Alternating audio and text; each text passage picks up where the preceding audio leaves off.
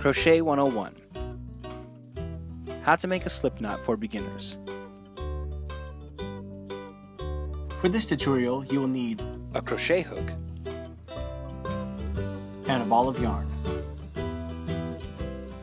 One of the first things that we'll learn how to do in crocheting is how to make a slip knot, and this is an adjustable loop that we will use to start many of our projects as our first stitch.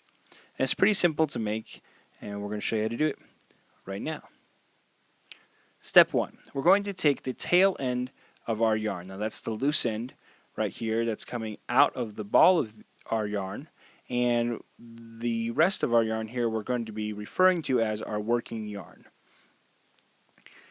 And we want the length of yarn that we pull out to be about 10 to 12 inches.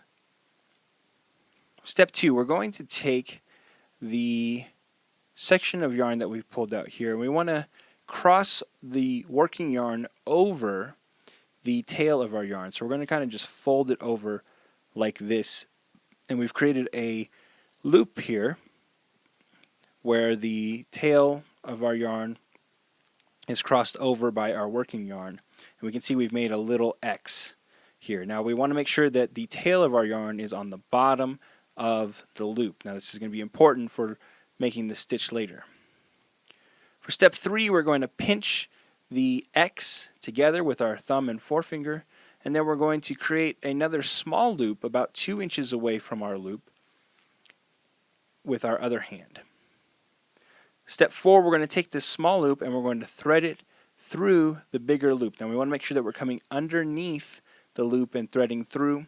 Otherwise, if we were trying to go on top of here, we would actually not be creating a loop at all.